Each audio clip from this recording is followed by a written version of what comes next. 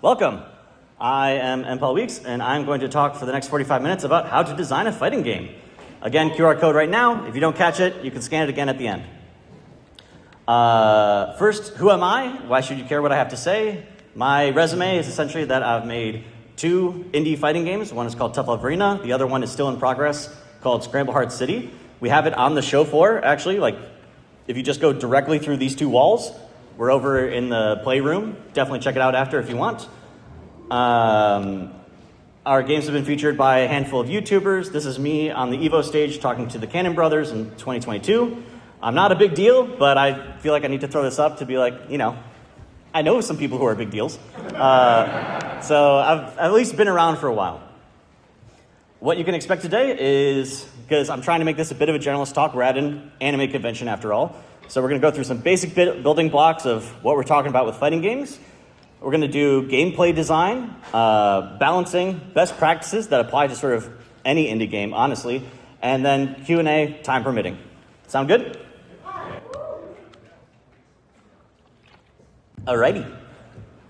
And just to be clear, today my slideshow is focused on 2D fighting games, which this is clearly a 2D fighting game. This is not a 2D fighting game. This is a 2D fighting game. I know the difference is huge and very obvious, but everything I'm talking about is specifically about Street Fighter, Mortal Kombat, anime games. A lot of the principles still apply to Tekken and even Smash Bros. But when we talk about 2D, we're talking about the physics being in 2D. These characters just move left and right, and there's no Z-axis. As soon as you start adding the Z-axis in games like Tekken and Soul Calibur and Virtua Fighter, things change. So take that with a grain of salt. All right, building blocks. I'm going to look at the time just to make sure I don't go too slow on any of the sections. So, to get a little technical, I'm going to explain what a fighting game is in its simplest form. You have 2 characters, and each of them are what we call a finite state machine. A fighting game character is only ever in one state. They're only ever doing one thing at a time. And you can describe that as, okay, right now, he is standing. Now he's jumping. Now he's jabbing. Now he's uppercutting. Now he's falling on his face. Even if you think of something like running and doing an attack, they are running and then they're doing their running attack. That is the running attack action. And you can break it down into a flow chart. The only way to get to a running attack action is you have to be running first. You cannot go straight from jumping into running attack. And likewise, you cannot go straight from crouching into air attack. You have to jump first. And you can think of the character as just always cycling between these states according to either the player input or what's happening to them. And usually you have a sort of terminal state that they will return to, assuming no outside interference or input. And that's going to be your standing state, or if you recover in the air, your aerial state, at which point you'll land and go to standing.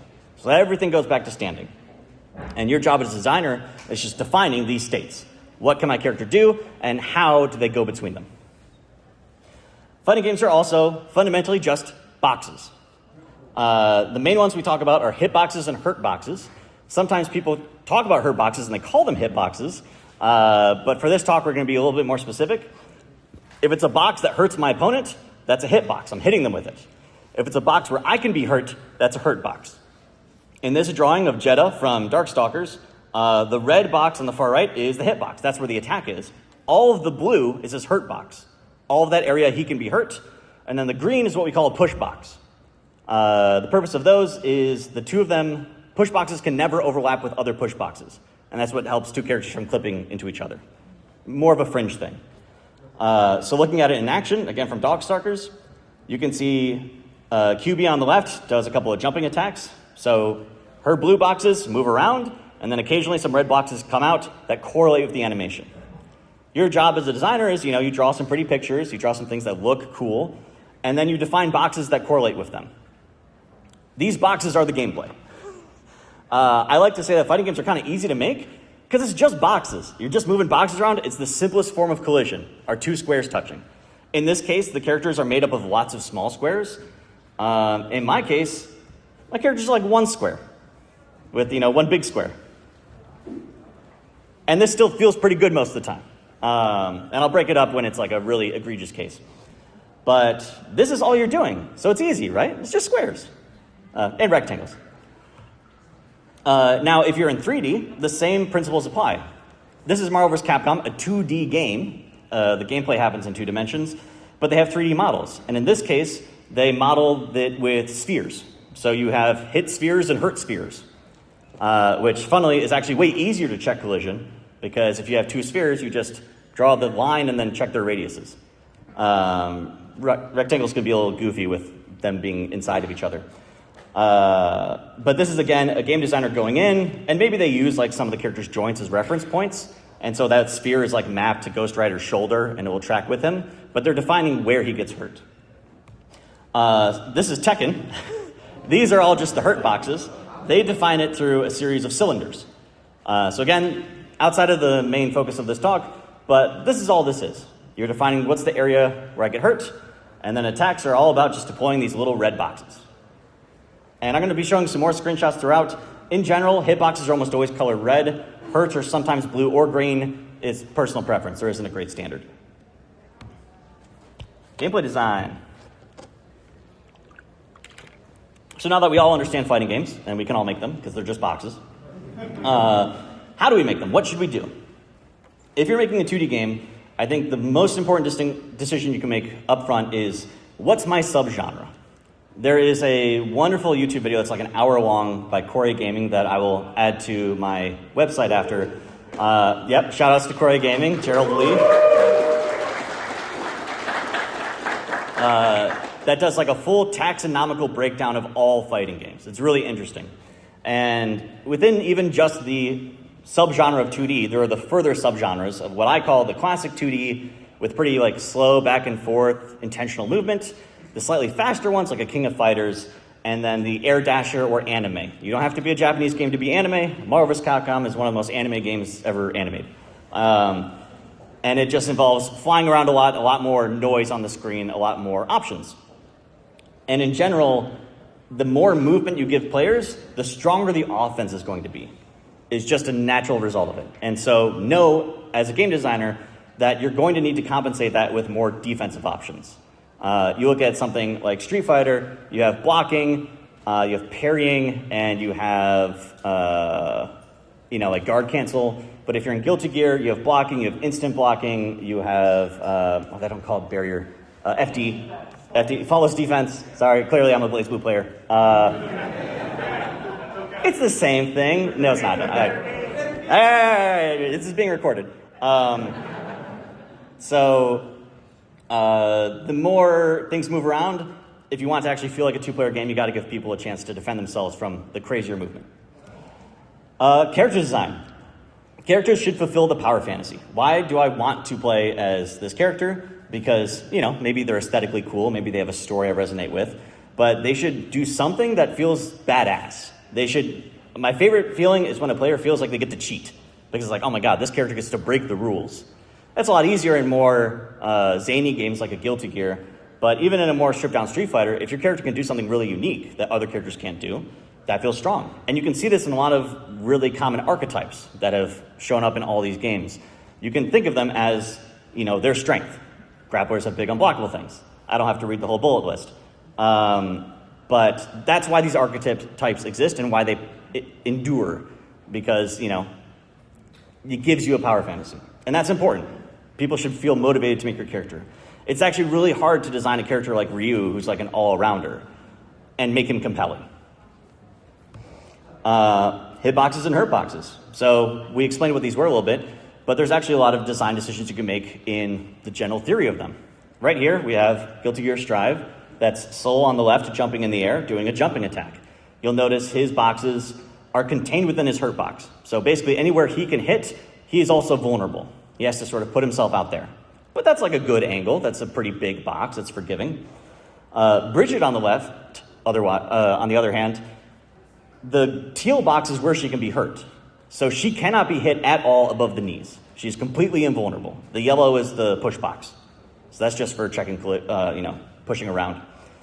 That makes this a very effective anti-air, because there is no situation where Soul can hit her without also himself getting hit, whereas she has what we sometimes call a disjointed hitbox and can easily hit him.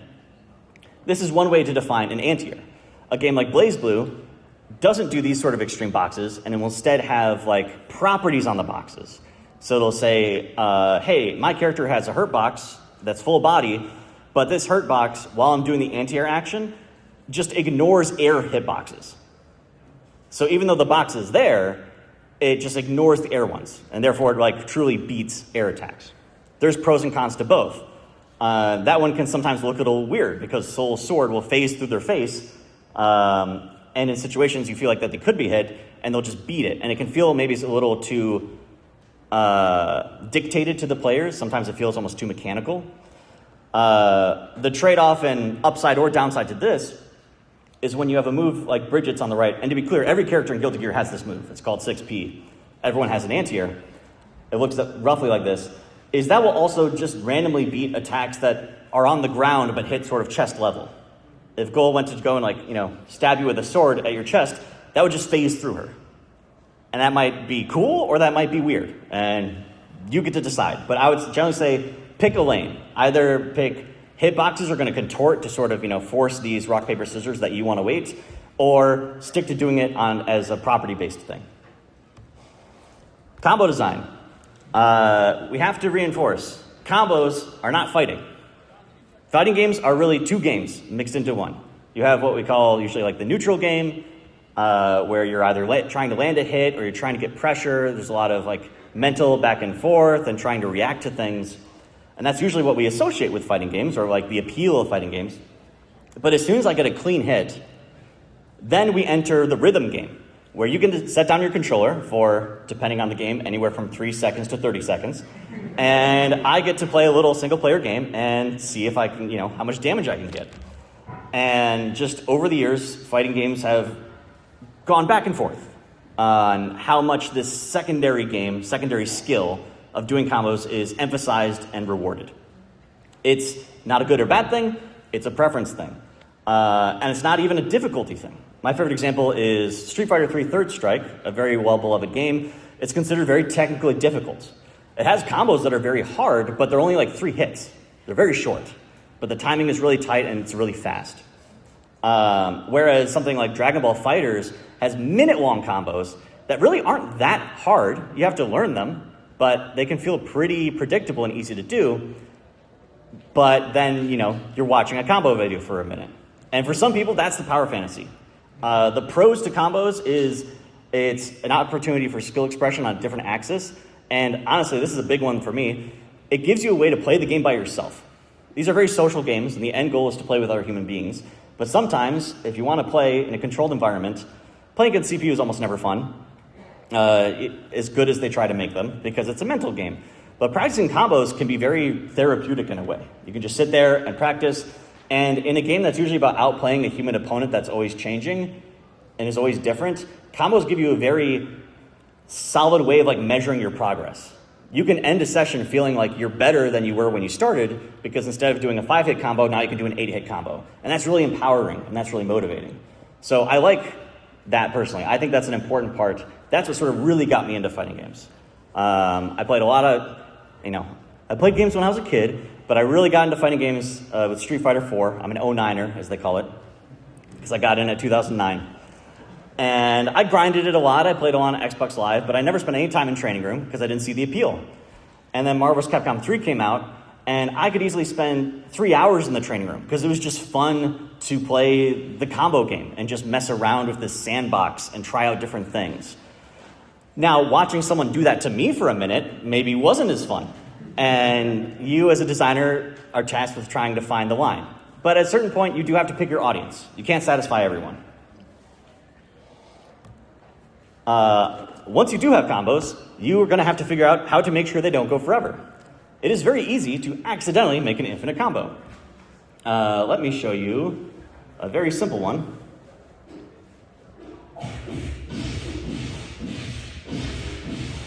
She could just loop that for a while. And this is just a consequence of I've got a nice launcher attack, and I've got this heavy attack that does a lot of hit stun, and she dashes because she's fast. These are all things that feel normal and right. And normally when they're incorporated as I intended, you get nice, cool, little flashy air combos. But then players discover they can do this.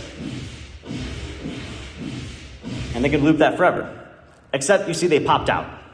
So in this case, I'm using the last version, what we call knockdown value. We have a literal bar up here, and we track like how many hits you've done, and at a certain point, we just say, your combo's over, no more combo. But there's a lot of different ways to do it, with, again, pros and cons. I would say, in general, 10 years ago, the really dominant one was hit-stun deterioration. This is what you saw in most juggle-heavy games. I think knockdown value, or it doesn't have as universal a name to my knowledge. Sometimes you call it undizzy. Has been picking up popularity. I know like the new Invincible game, I think uses a version of it. So we can have a discussion afterwards or in the Q&A about why I chose knockdown value, but learn from these. These are your options. You can check the slides later. And now, okay, we've designed our cool game. It's got air dashing, it's got really long combos, it's got gravity scaling because I'm crazy. Now how do I balance it? Because that's what everyone cares about, right? It's a competitive game, it should be balanced. No one wants to play an unbalanced game. I need to show you this tweet from someone who worked at Riot. There was a patch years ago where we told players we were nerfing Vlad in the patch notes, but accidentally didn't ship the changes. Even though he was completely unchanged, his win rate went down as though we had actually nerfed him.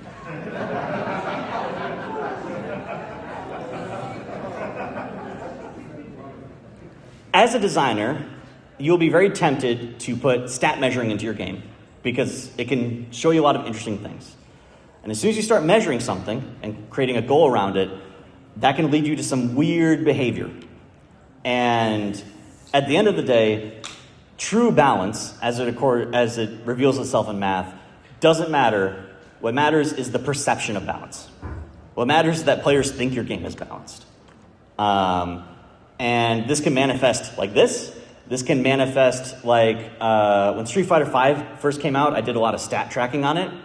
And I saw that Ryu had like a 40% win rate, which is low. I was like, wow, Ryu sucks? And actually then, if I then gated it by like only looking at players who were like platinum and above, Ryu had like a 55% win rate.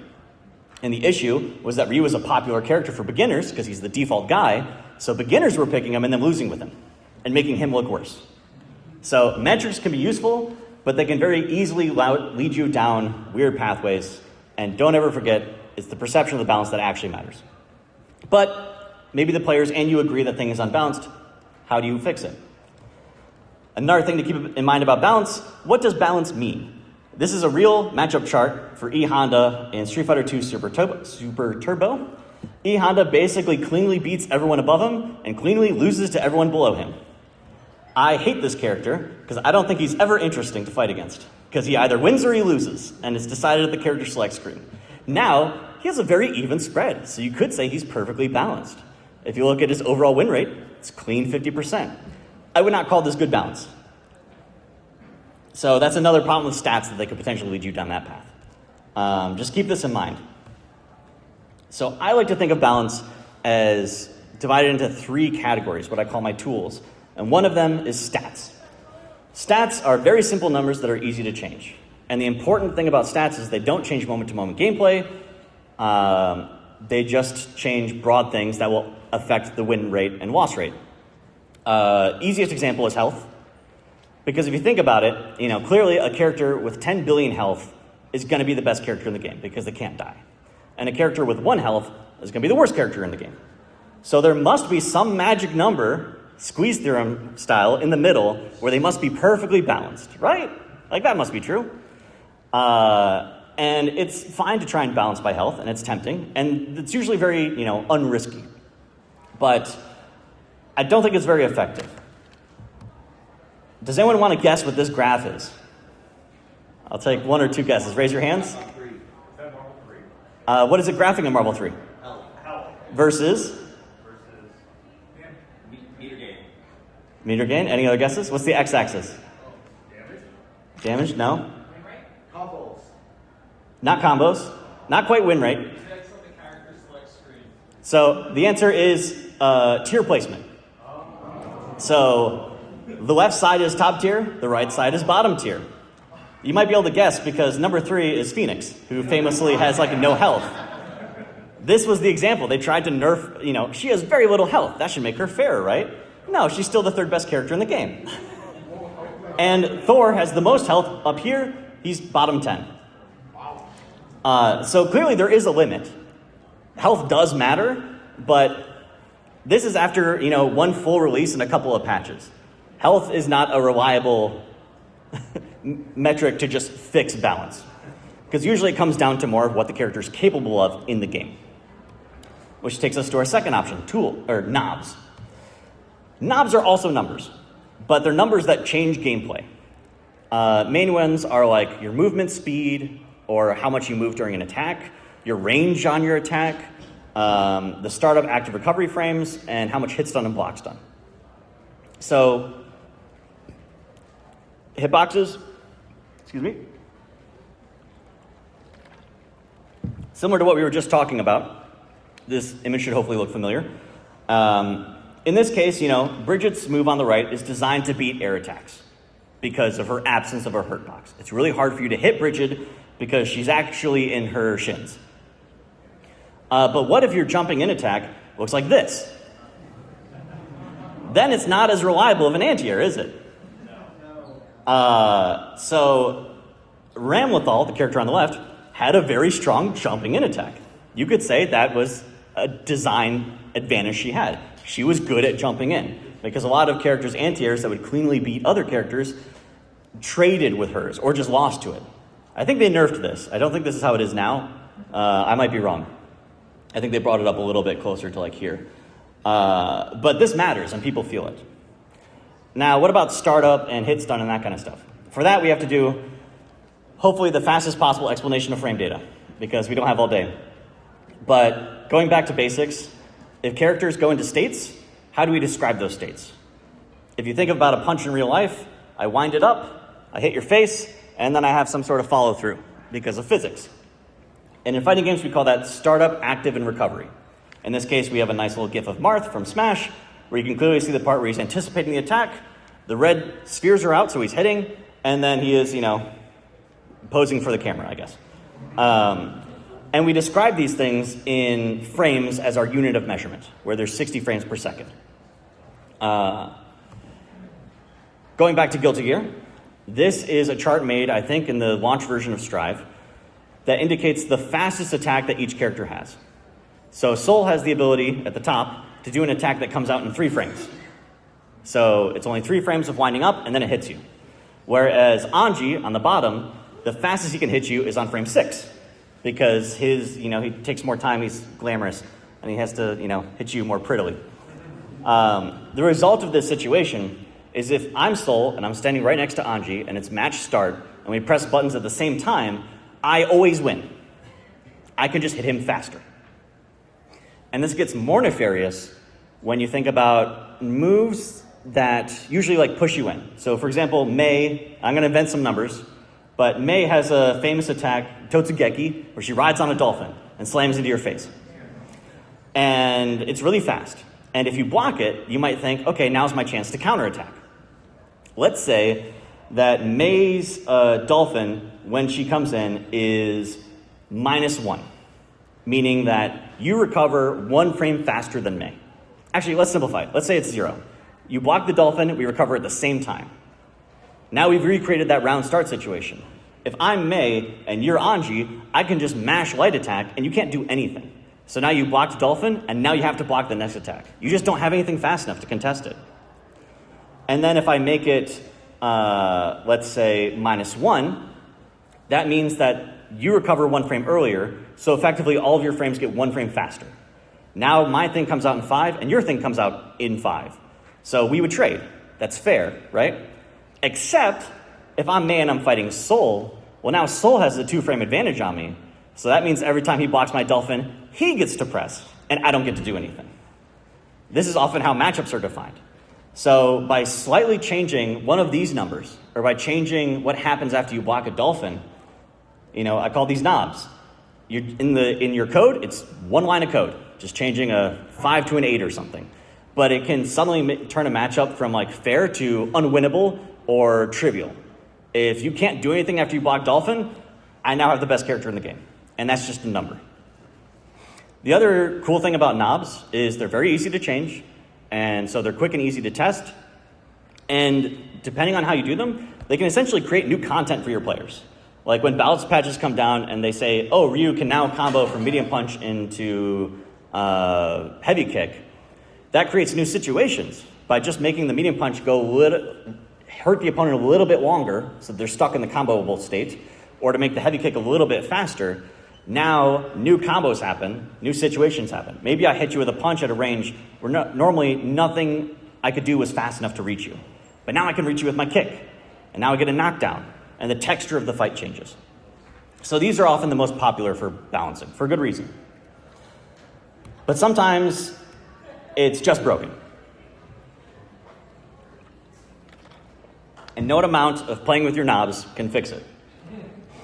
Revisiting that design chart, design slide we had earlier, we talked about the power fantasy. Characters should be strong. But it's also really important as a designer that your characters have weaknesses.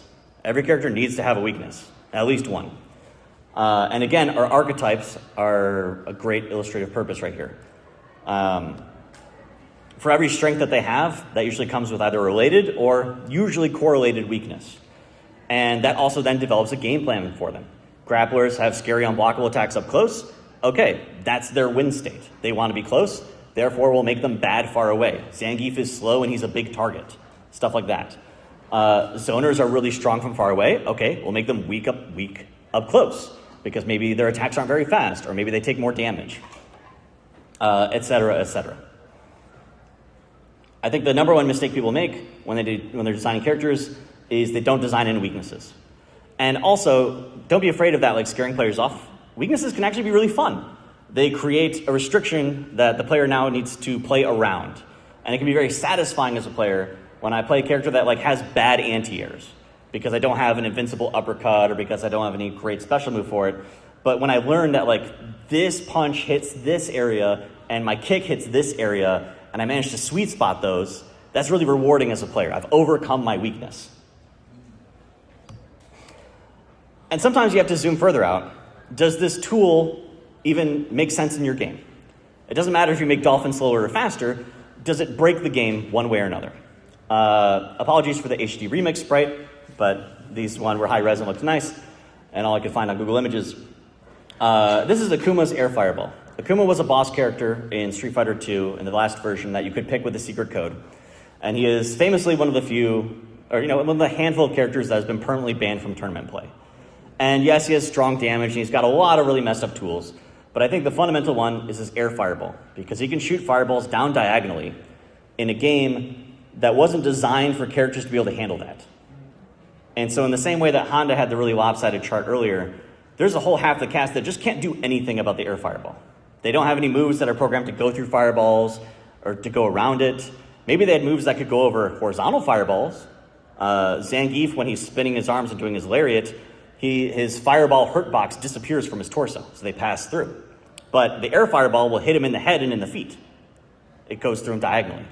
And this just breaks the game. I don't think you could balance this. They tried an HD remix, and I think he was broken in that version too, because having a tool that hits at that angle is just too problematic for what your game allows most characters to do.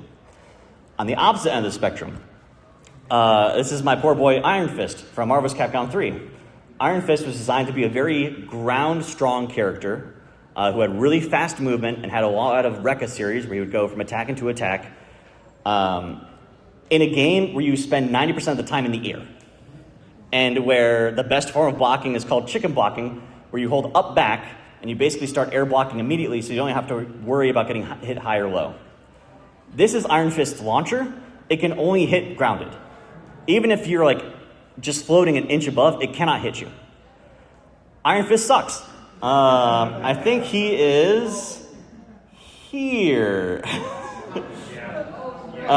in the tier list.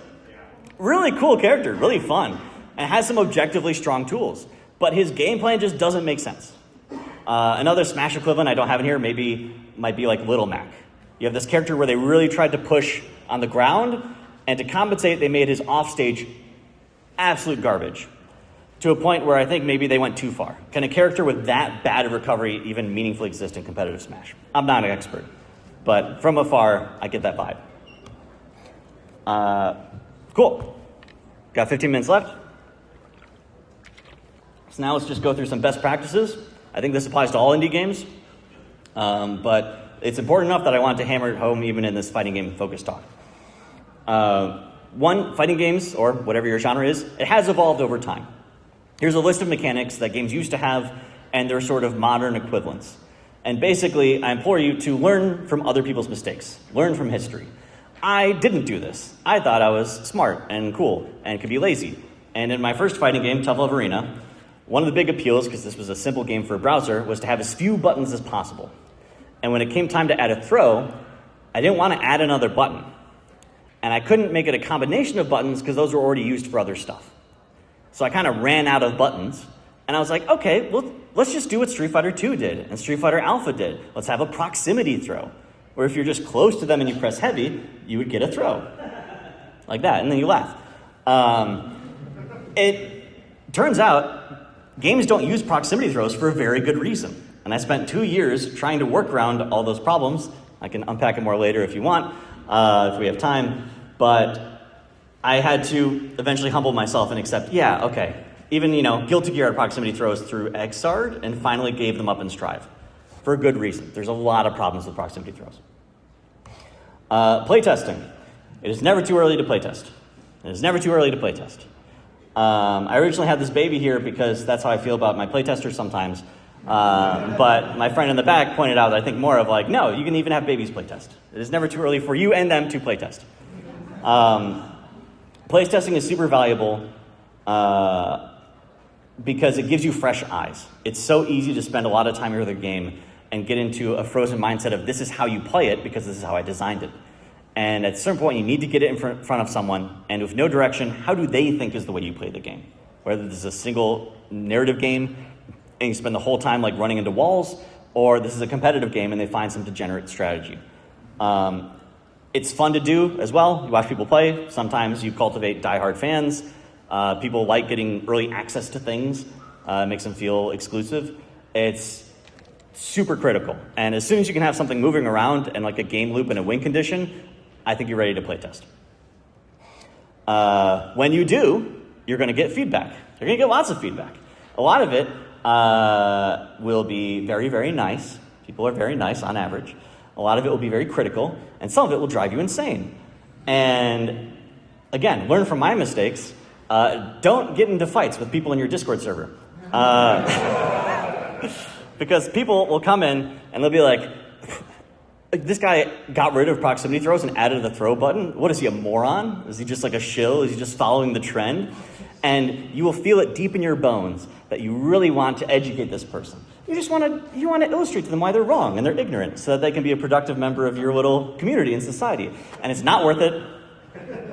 Don't get into the mud with them. Just say, very interesting, thank you. I will take that under consideration. I appreciate your feedback. And wisest words from Mark Rosewater. He has a bunch of wise words. He has a talk that I think I link on my website called 20 Years, 20 Lessons, a GDC talk from a while ago. And one of his aphorisms is players are great at recognizing problems but bad at solving them. And people will usually come to you being like, hey, Ryu is weak. You should make his fireball unblockable. The important part is Ryu is weak. And you can dig into that and you can try and understand why. And you can use it as a signal of something to investigate. And then when they say the fireball should be faster or unblockable or do way more chip damage, you can just nod politely and say, thank you for your feedback. That's really interesting. I'll take it under consideration. Rollback netcode. We got to mention this. If you're a fighting game, or honestly any two-player competitive game, especially if you're a fighting game, you should do something called rollback netcode. This is as opposed to delay-based netcode. There's lots of wonderful videos and articles explain this in detail, but the very short version is rather than waiting for both players' inputs to simulate, it tries to guess what your opponent's going to do, simulates that, and then if it finds out after the fact that it guessed wrong, then it invisibly rewinds and corrects the state. So as you can see in this wonderful GIF made by someone that I stole it from, but I credit them on my website, we find out after the fact that Luigi jumped, so it corrects him, because we jumped at the same time. And then once we finally have consensus, we'll fall at the same time. That makes sense. Benefits no lag. Prevents some cheating because you only exchange inputs, you don't exchange state. So if I try to set my game to have infinite health, it doesn't matter. All I'm doing is sending you the fact that I pressed punch button. And our games will just desync. But you can't cheat that way. There's other ways to cheat, but prevents some of the low-hanging fruit. And selfishly, as an indie dev, you don't have server costs. That's nice. But the biggest con is it is hard. It is hard, and the more you put it off, the harder it gets. There's a GDC talk, again, linked on my website, from the Mortal Kombat X team about how it took a team of 4 people 8 months to add rollback to their game a year after it had come out. They had launched this game, they were super proud of it, it was the next big Mortal Kombat game, and everyone clowned on them for having delay-based netcode and it feeling like trash when you played online because of all these lag spikes. So they're like, cool, we're gonna fix it, and it was really expensive. 4 employee salaries times 8 months. So do the math on that. However, it is such a thing that if you're doing it day 0 and you write your game to work with it, it's not more expensive than anything else. It really is opinionated about how you store your state and your data and how you simulate things. So just know beforehand. And very briefly, if you want to do this gets more technical, but basically your game, because we're only sharing inputs, it needs to always simulate the same every time. You can still have randomness, but it has to work with predictable seeds. It has to be serializable. I'm not going to explain that. You decouple your logic from rendering. So the idea is that when you're rolling back, you can simulate the games multiple times and then draw once. That'll really help with efficiency, especially because if you need to roll back, you got to run the game several times. Right now, this is my newest game, Scramble Heart City. You'll see that if you can make this out, the little logic count, we're hitting 60 FPS, and it's currently taking me an average of about 2 milliseconds to do everything I need to do for the logic. That means if I was playing online and my opponent sent me an input, and because of a blip in the network, it got to me late and I needed to do a rollback, I could probably handle up to 6 or 7 frames of rollback because I need to simulate 6 times. But at a certain point, I can't. And in fact, Mortal Kombat, I think they say once you start getting rollbacks bigger than 8 milliseconds, it just desyncs the match. It just aborts and says this is unplayable. Because at a certain point, you just can't run the game fast enough for how much resimulating you're doing. That basically concludes my talk. I think, don't clap yet. We have 8 minutes left, so we can go into Q&A, but I just need to shout out real quick. We are, again, over in the hall, just to go through those 2 walls, phase through them, and we've got these 2 double booths here.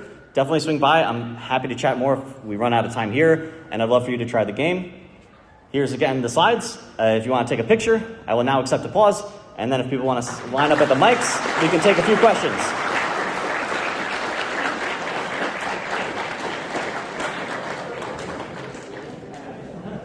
Whenever you're ready. Hey, so one of the things that I was thinking about in how we're designing the game is, David Sterling talked about it in How to Direct about 8 years ago, is the importance of the fireball in neutral.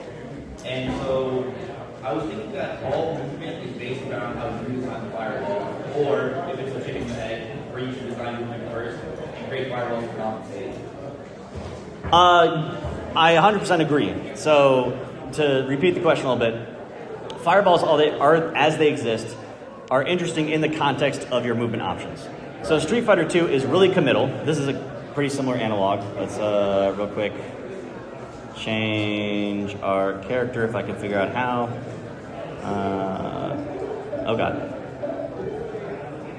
So in this case, this is a very ground-based game. You walk left and right. You have jumps, but they're super committal. You can only jump forward, and the whole time you're jumping, you cannot block. You have to eat whatever attack they do if they intercept you. This character on the left can throw a fireball. This fireball looks like this. I very intentionally put this low to the ground to make it clear to players that jumping basically always beats it, to make sure that jumping clears it because our jumping is so stiff. And I tried to find the right timing where it's slow enough that you can react to it at a distance, but then fast enough that it's not super punishing when they react to it. And this took a lot of iterating. So I 100% agree. I think you should define your movement first and then find out what zoning makes sense. We are about to make our zoner character for this game. My main concern is you can currently zoom out really far. And I'm worried that my zoner won't be able to meaningfully control this much space. So we might actually zoom the camera in just because I'm afraid zoning as an archetype might not exist at this zoom out. So I 100% agree. So you believe that movement is the first thing that should be defined in your game's business? I think so, because it's the core of your game feel, and there are fighting games with very limited fireballs, or fireballs don't play a huge role. So you can have a good fighting game without fireballs. They don't have to be like your absolute, bedrock, but they are definitely related. Got it. All right, Thank you. Hi there.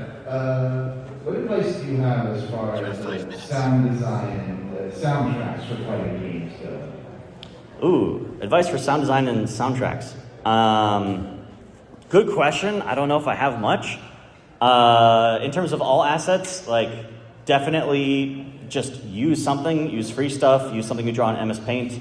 Again, I'll just keep going to them for reference. This game's sound effects, both the effects and all the voice acting are me. The sound effects got the game got a reputation for sounding like this. And having a lot of me going, which was charming to some people. It started off as just like a cute little thing just to have something in the game, and then actually I grew really fond of it. I was very tempted to do it again, but then I thought, that might be good a little too. I don't want to be known as the guy.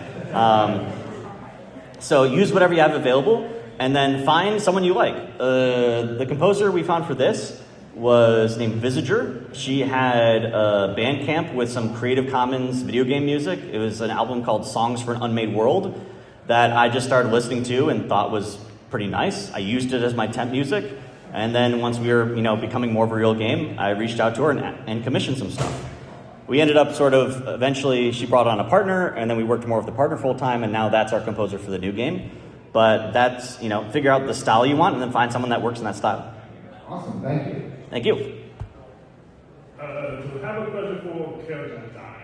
Does the character need to convey their character design, or they can just be what the hell they want? Like, I'm basing this from a video that was made by Sugarplum, where does the character really need to have a design that conveys who they are, or they just have something basic like they just wear a t-shirt and hat and that's it?